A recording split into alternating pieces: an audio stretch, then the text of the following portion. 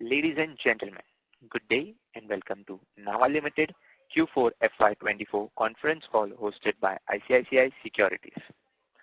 As a reminder, all participant lines will be in the listen-only mode and there will be an opportunity for you to ask questions after the presentation concludes. Should you need assistance during the conference call, please signal an operator by pressing star then 0 on your touchtone phone. Please note that this conference is being recorded. I now hand the conference over to Mr. Nikhil Abhyankar from ICICI Securities. Thank you and over to you, sir. Thank you, Aditya. On behalf of ICICI Securities, we welcome you all to Q4 FY24 earnings calls of Nava Limited. We have with us Mr. Ashwin Devineni, CEO, Mr. G.R.K. Prasad, Executive Director, Mr. Nikhil Devineni, Senior Vice President, Mr. Sultan Beg, CFO, and Mr. V.S.N. Raju, Company Secretary. With this, I hand over the call to the management for a brief opening remark, which will be followed by Q&A. Thank you and over to you, sir. Hello, everyone. A very good afternoon and welcome to Nava Limited investor call to discuss our financial results for the fourth quarter and fiscal year 2024. This is Ashwin Devineni. I'm delighted to share with you the remarkable achievements and strides we have made as a company.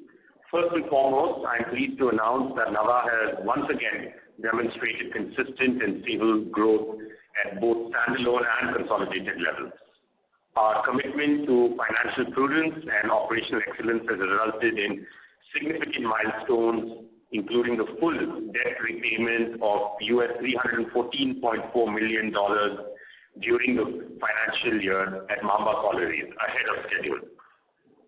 This achievement not only highlights our financial strength, but also opens up avenues for the distribution of free cash flows to our sponsors.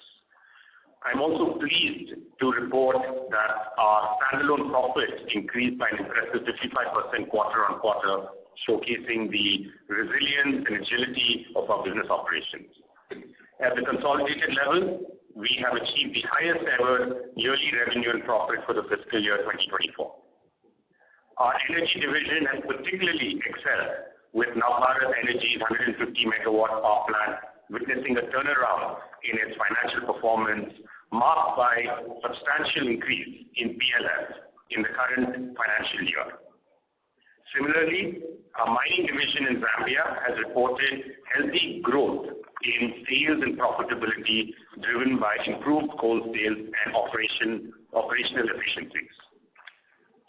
I can undoubtedly state that our efforts in diversification and expansion have yielded promising results.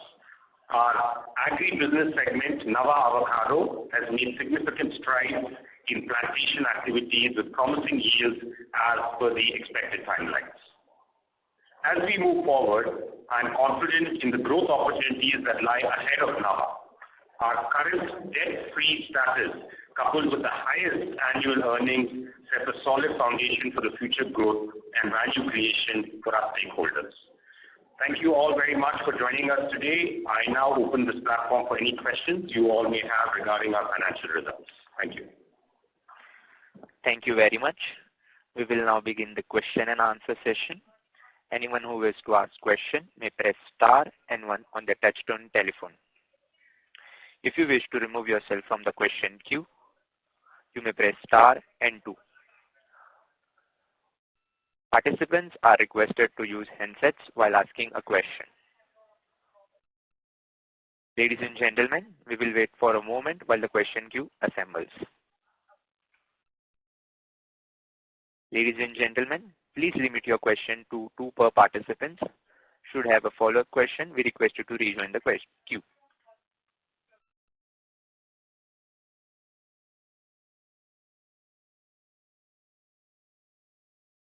Operator request has been initiated.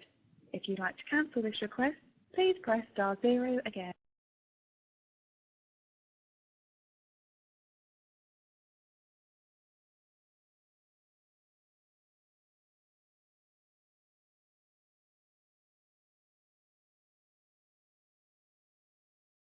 Our first question is from the line of AM Lodha from Sanamatik. Please go ahead. Hello, am I audible, sir? Yes, sir. Yes. Sir, I have got two questions. Number one question is regarding the manganese ore. Recently, this manganese ore India has increased the prices of the high-grade manganese to 40% and 25% was lower grade manganese ore. So, just the prices have been shot up and are likely to be shot up further in international market as the Australian mines. The supply from the Australian mines has been disrupted and likely it will take another 9 to 12 months to restore the supply in the system to hair oil producers. And just I wanted to know when our ivory coast mines will be in operation. So, Mr. Lodha, thank you for your question. As you rightly pointed out, MOIL has increased their manganese ore prices by about 40% very recently. And this was essentially following suit by what the others in the international market like Gabon and others have done. Now, our reliance on MOIL is very limited. We use only about 10% of MOIL's ore in the overall blend. Having said that, as a company, we are quite well insulated from these increased prices because when prices were low, we had accumulated large stocks. So our current inventory would serve us for the next couple quarters. So we are fairly insulated from these increased prices in the market. With regards to your second question with respect to the Ivory Coast mine, as we indicated in the press release, we had recently completed the third phase of exploration, which included the core drilling. Now, unfortunately, while the surface exposure was good, once we went deeper, we found that the quantities and the qualities were not befitting for us to go ahead with commercial exploitation. Now, having said that, I would like to mention here that it's not uncommon for companies to have a 100% hit rate when it comes to exploration of minerals. So keeping this in mind, we have been pursuing with the government on alternate locations for manganese ore mines. And currently we have, in a very advanced stage, to be allocated another mine, which is about 3 times the size of the existing one, where we intend to begin exploration activities shortly. Is this the same thing, same mine which you are talking in the, you have filed one letter today under regulation 30 of the SEBI regarding some, can you put some light on this letter? What is the 323 hectare land is for manganese ore or what we could not understand properly? No, so the 322 or 323 hectares is a completely different mine. That's a magnetite mine, not a manganese mine, and that's in Zambia. That's a completely different topic in mind. Okay. So my second question is regarding the news from MCL. Last phone call, management indicated that out of the total dues receivable from the MCL, the Zambian government, JSCO to MCL, $75 million was due up to December 23 and $180 million was due up to the December 24. Now, just I wanted to know how much money you have received out of the $75 million which was supposed to be received by the December 23 and how much money you have received against the $180 million which is supposed to be receivable up to the December 24, please.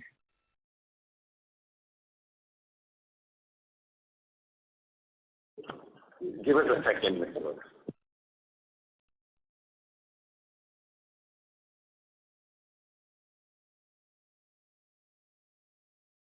Yeah, so with regards to the 23 areas payment, the September payment, which was actually the $75 million, is still outstanding. We are currently in discussions and things are progressing well, but it's still outstanding. And with regards to what is supposed to be received this year, we have been discussing with ZESCO and they've been following a monthly plan. And to date, we've received $20 million, which is as per the plan that we have mutually agreed on. Okay, sir. I will rejoin the queue. Thank you. Our next question is from the line of Jiten from Swan Investment. Please go ahead, sir. Good afternoon, sir, and thank you for the opportunity. So just want to follow up on the previous questions pertaining to our receivables. So I mean, definitely there has been a continuous delay because initially we got the payment and now the $225 million which is yet to receive or $255 million is getting delayed. So probably the financial liability or financial stability of the JASCO is back in the questions, and that's why we are probably reporting the expected credit loss on this current receivables. So can you help us understand the financial liability of the JASCO, which is probably for which we are getting suffered in terms of the receivables?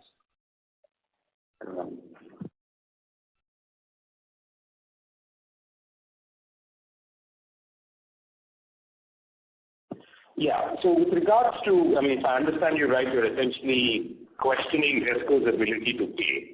I think one thing that needs to be noted is, we seem to be just looking at the areas payments.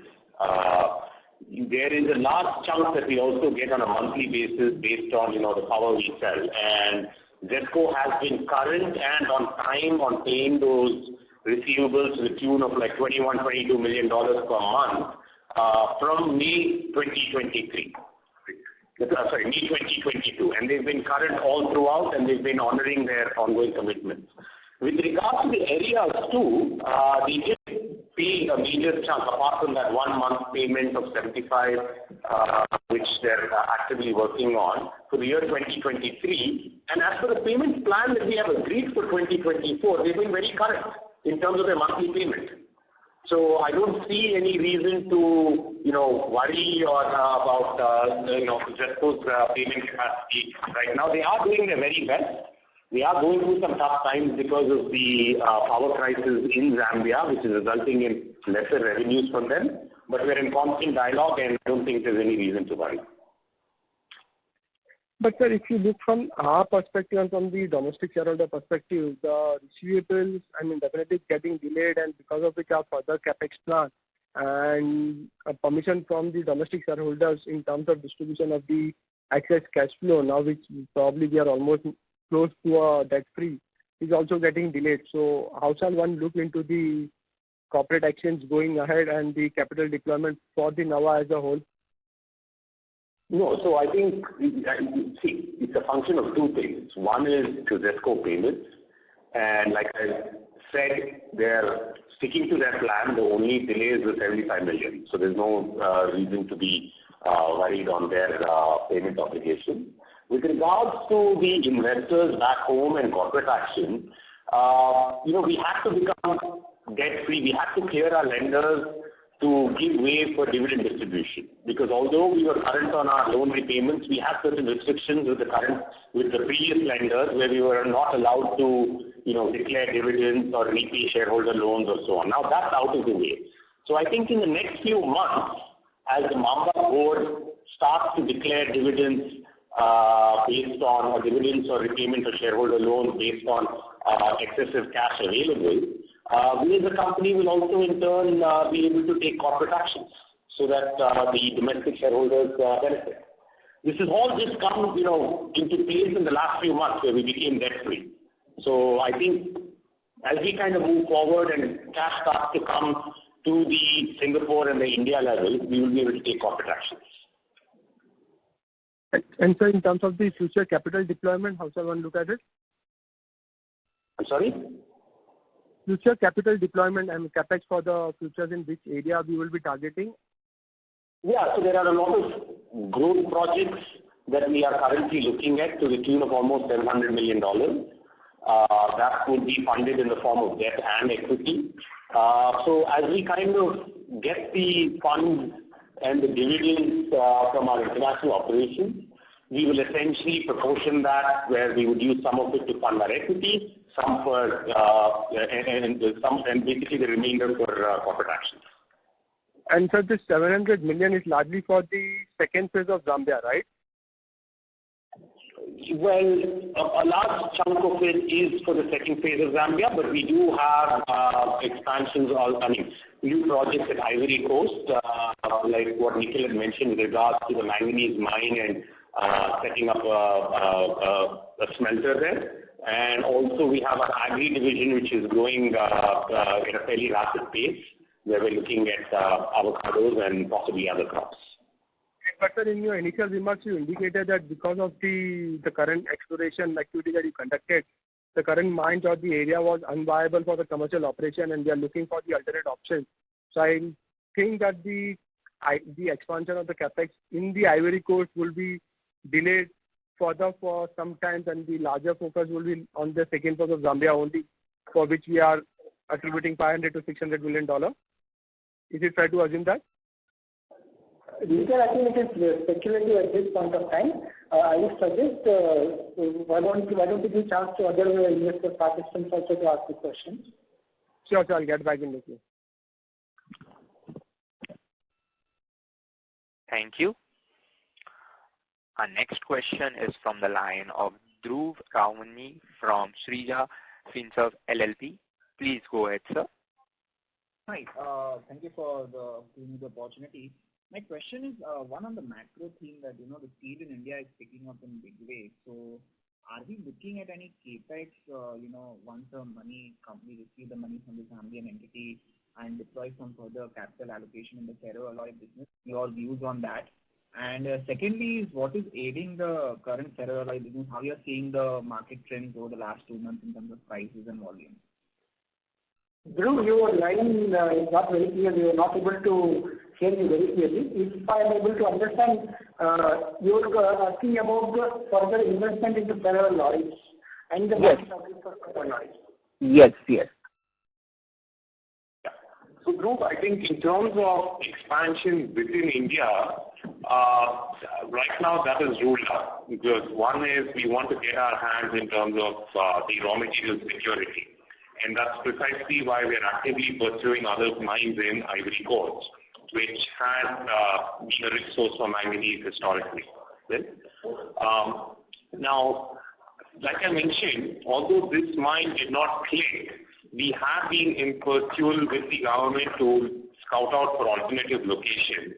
And today we're at a very advanced stage to clinching another exploration permit, which is almost 3 times the size of the existing one. So I think in about a year or so, as and when we do the exploration, I'm hopeful that we should have some results. Okay. And on the existing business of ferroalloy in India, what is the outlook? So I think you may be aware that FY2024, the ferroalloy market as a whole went through an extremely bearish cycle. But fortunately, those days are now behind us. And from this quarter onwards, we have witnessed a sharp rebound in prices. So just to put it into perspective, if I had to compare quarter on quarter, Q4, the silicomanganese price was around 65,000 rupees per metric ton for the domestic grade. And today, as we speak, that has jumped to about 90,000. Right? So the delta is quite vast. And as a company, we have secured raw material prices which are also in the rise early on at reduced prices. So we have an inventory which would last us for the next couple of quarters, which essentially means that the cost structure is going to be more or less of a linear one going forward. Okay. And furthermore, I think for the current quarter, we have committed close to about 80 to 90% of our overall production. So, okay. And any one last question: any update on the future capex on the power side that we are planning to do on the brownfield expansion of the power plant out there in Zambia? Yeah, so basically the doubling of the capacity to 600 megawatts.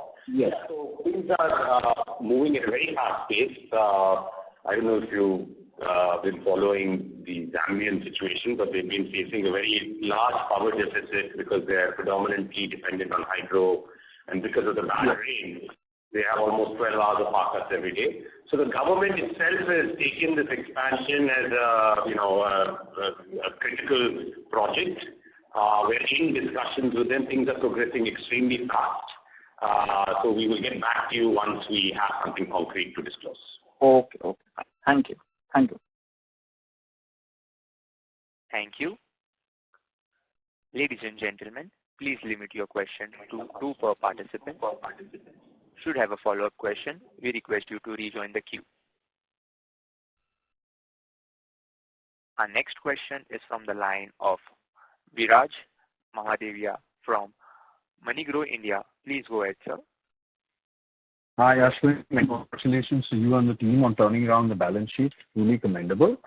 2 questions from my side. One is over the next 6 months, per the arbitration, how much are you likely to get for the contracted schedule in terms of payments collectively? Is it $5 million per month over 6 months? Right now it's 110 million. It's not 5 for 6 months. I think it's 5 for the next 1 or 2 months, and then the number increases. So altogether for 6 months, it's 110 million.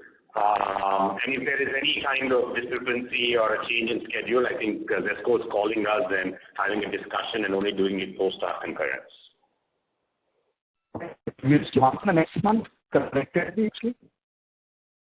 Sorry, we couldn't hear that question. Can you repeat yourself? How much in the next 6 months collectively? Dollars? 110 million. 110 million. Okay, helpful.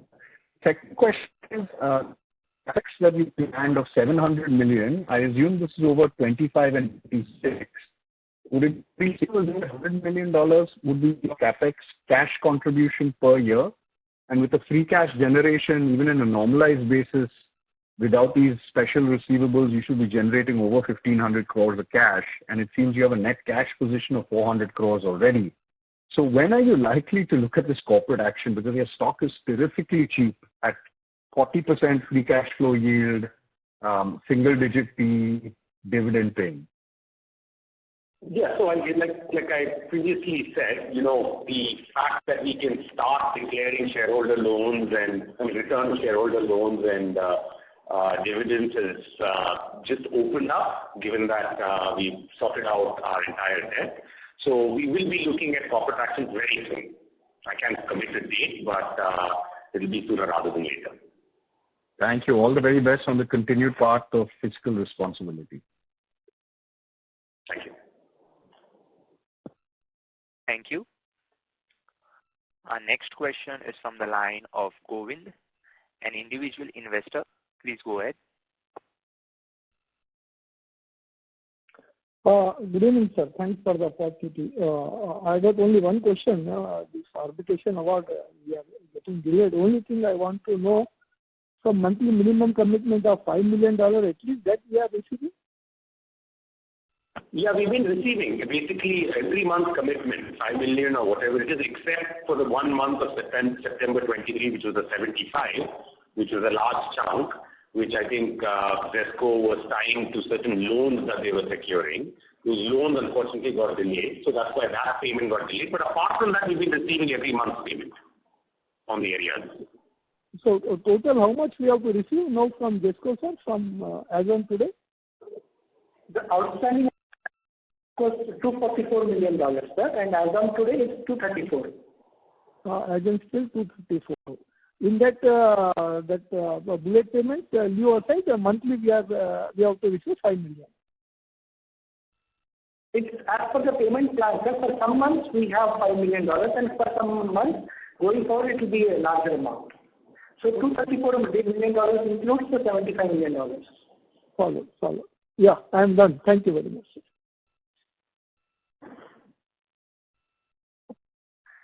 Thank you.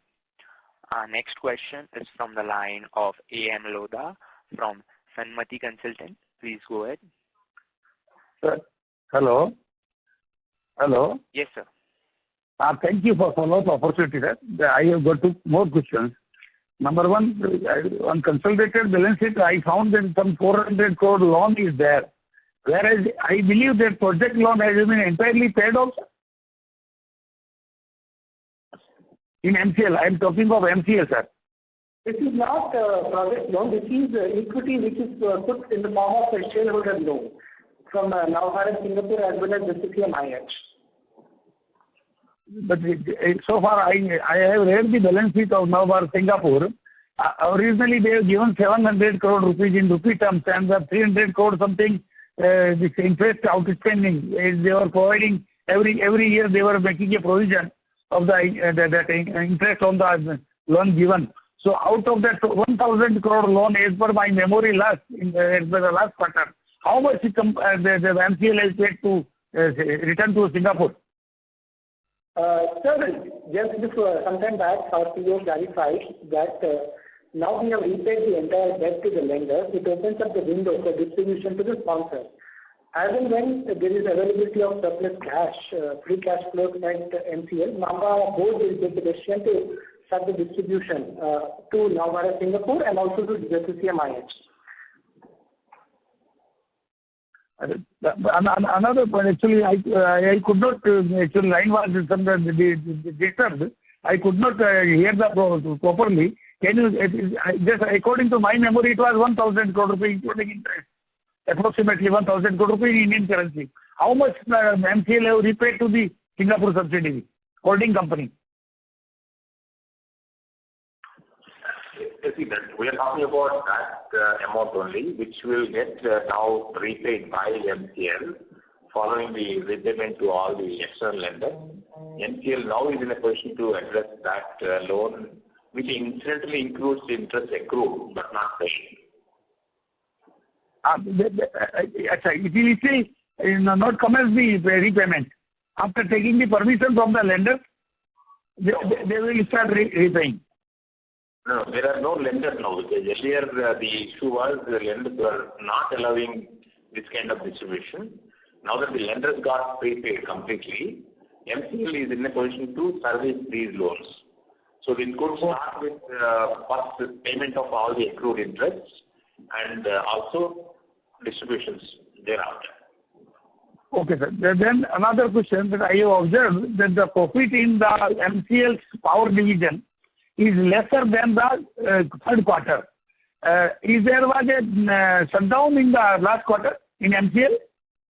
Yes, sir. MCL had undergone routine. MCL had undergone.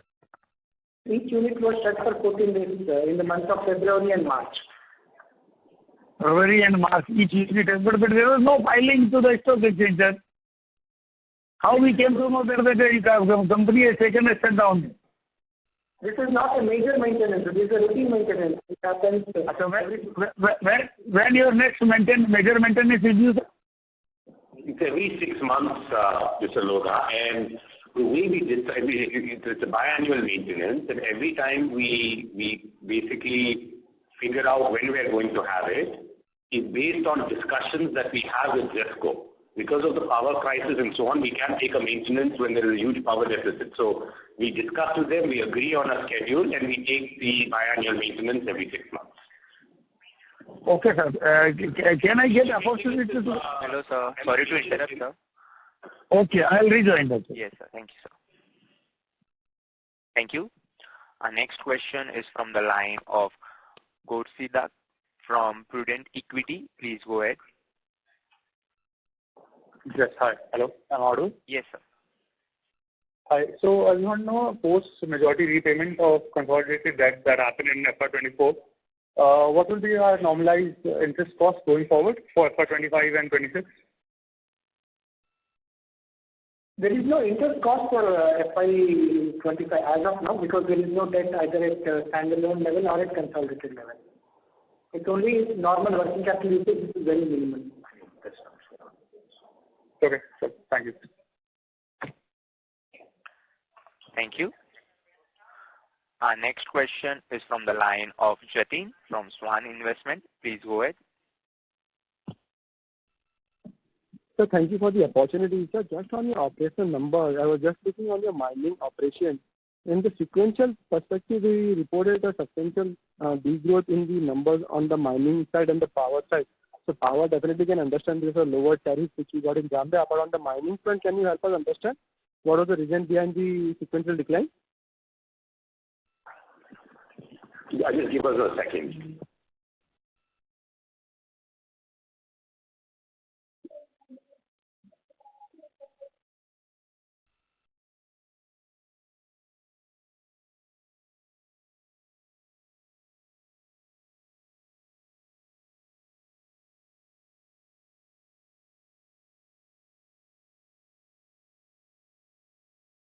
Yeah. So, the mining operations at NCL have been doing extremely well. If you look at the year-on-year figures, there's a significant increase in terms of quantities and also profitability. Quarter-on-quarter, there has been a decline because what we have also experienced is other competitors, coming up in the vicinity. So the volumes have decreased to a slight level, but after that they started increasing. They started going on the upward trend. But the decrease is primarily attributable towards new competition that has emerged. Sure, sir. Thank you. That's all from my side, and all the best. Thank you. Our next question is from the line of Vignesh Iyer from Sequent Investments. Please go ahead. Thank you for the opportunity, sir. So when we were operating our ferrochrome capacity, we had a capacity of around 2 lakh tons, if I'm not wrong. So now we are producing instead silicomanganese and ferrosilicon. So what is the equivalent production that is possible if we are producing at 100%? So Vignesh, when you were producing ferrochrome, the annual capacity was 60,000 tons. So we had two 16.5 MDF furnaces, and the production per month was around 5,800 or so. Now, given that we're producing silicomanganese, which has a higher specific power consumption, the production volumes go down slightly. So with silicomanganese, it is instead of 6,000 tons per month, it's at about 4,000. So this is for silicomanganese, right? Correct, silicomanganese. So the annual capacity for both units put together, if you're producing only silicomanganese, is about 140,000 tons per annum. Well, okay, 140,000 tons per annum, putting both the factories together, right? And I remember you had said about the ferrosilicon having a delta of 15,000-20,000 rupees per ton over the silicomanganese, if I'm not wrong. How is that delta faring out now since we have seen an increase in price across? See, I think last year the silicomanganese industry went through a very lean phase, and during this period it was very difficult for most producers like us to even recover the variable cost component. So in order to alleviate the situation, we diversified into a new product line. And at that point of time, ferrosilicon was doing rather well. So we were able to either break even or make a slight margin on that. But today, with the rebound in silicomanganese prices, it makes more commercial sense to revert back to silicomanganese on all the furnaces that we have. Absolutely. So basically, if I understand it right, for this quarter, we will be operating on the both plants on silicomanganese front only, purely. We do have a commitment that is currently being serviced for ferrosilicon, which should complete by 15 June, post which we intend to convert even that furnace back to silicomanganese. So post 15 June, all of them are going to be running on silicomanganese. Right. So just one more question from my side. So the provision now we have done around, say, 283 crores compared to what it was like 472 crores earlier. So what is the total provisions we have done already till now? And do we intend to continue to have this expected credit loss allowance that going ahead? Currently in the books we hold $34 million provision. Once we start realizing the receivables from Zesco, we'll be able to do the reversal of this provision. Okay. The amount which is received. Okay. Got it, sir. Yeah. I'll get back in the queue, sir. Thank you. Thank you. Our next question is from the line of Anand from PILA. Please go ahead, sir. So thank you for the opportunity. So in December 23, in the con call, I think our payment outstanding is about $254 million. and today our payment outstanding is $234 million. Are we 100% sure that by the calendar year 24 we will be able to recoup this $234 million, sir?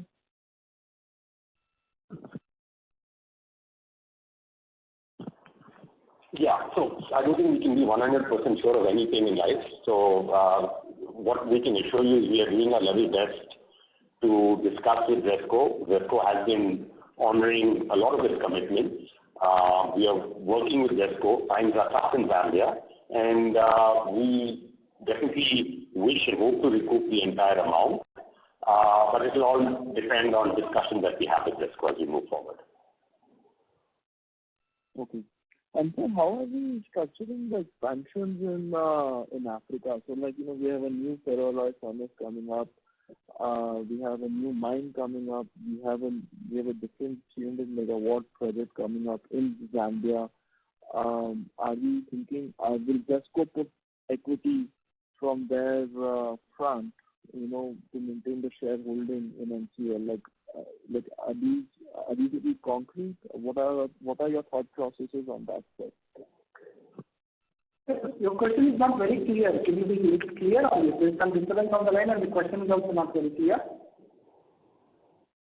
So, apologies. What I'm saying is that how will you structure the entire African business?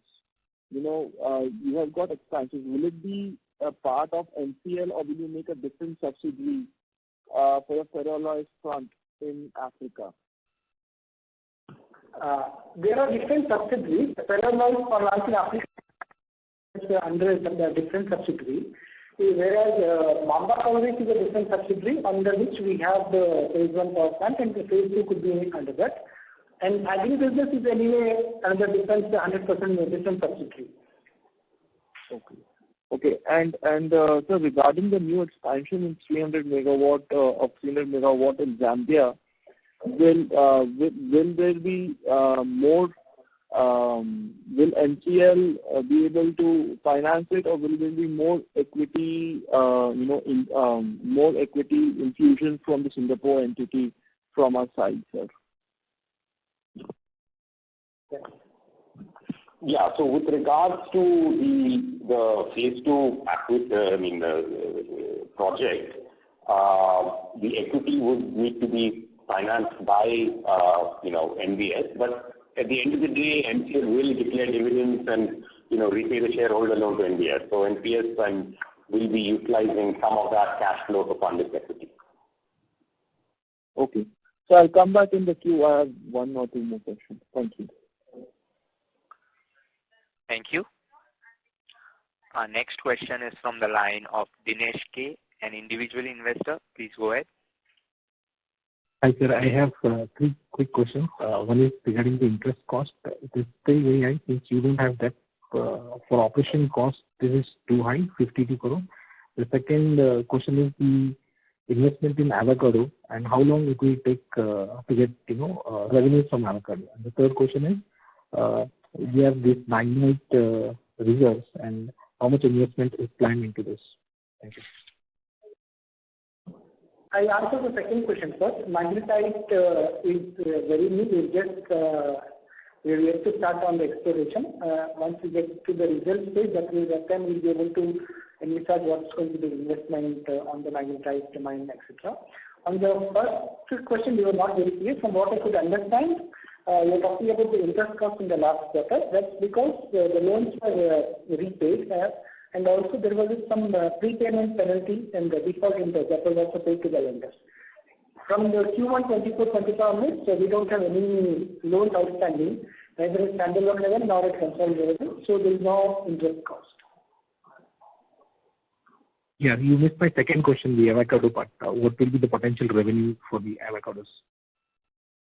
Avocados, the total area we intend to plant is about 1100 hectares, and once the entire 1100 hectares come into full-scale production, we anticipate a production of somewhere about 22 to 25,000 metric tons. Going by the present values of avocado, we anticipate a revenue of $50 to $60 million. Okay, thank you. Thank you. Our next question is from the line of Viraj from MoneyGrow India. Please go ahead, sir. Hi, Ashwin. Thanks again for taking my question. Can you confirm the net debt status as of 31st of March 24? Because you have debt on your books and cash. So if you can just confirm the stated position. We do not have a debt on our books, Viraj. The debt what you are referring maybe the equity debt which is from NBL to MCL, which is actually the equity portion that's quite under debt.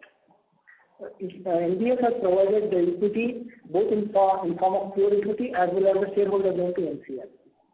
Understood. So would that mean you have 800 crores of net cash between cash, bank balances and investments? Is that reading correct? Absolutely right. Perfect. My second question is regarding the impending IMF package for Zambia.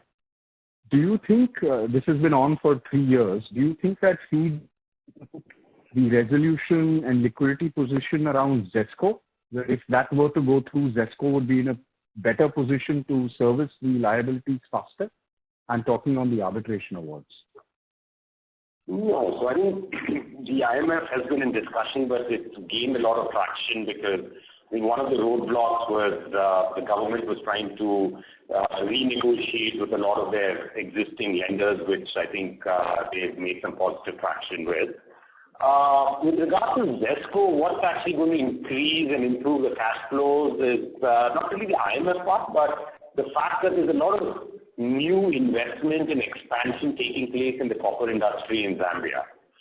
You have a lot of, a large Middle Eastern entities that are taking significant stakes in copper assets and are, either going to recommence operations or, start construction. But the investment level that we're seeing in Zambia, especially in the copper sector, is fairly high, which will increase the power demand definitely and will improve ZESCO's financials. What the IMF is preventing until it's closed is essentially external borrowing. So I think the problem Zambia or ZESCO is facing today is all their borrowing can only be done internally through the domestic market. So I think once the IMF deal is secured, it will allow ZESCO to also reach to external financial institutions for the borrowing aspect. Understood. All the very best. Thank you. Thank you. So 800 crores net cash. No debt. Ladies and gentlemen, that was the last question for the day. I now hand the conference over to the management for the closing comments. As we close today's call, I hope we've answered all your queries. If there are any further questions, please reach out to us on the wider investor platform, and we'll be happy to answer you. I would like to express my gratitude to our shareholders, investors, and the dedicated team members for consistently contributing to our success. With our unwavering commitment to excellence and innovation, I am confident that Nava Limited will continue to thrive in the years to come. Thank you very much. Thank you. On behalf of ICICI Securities, that concludes this conference.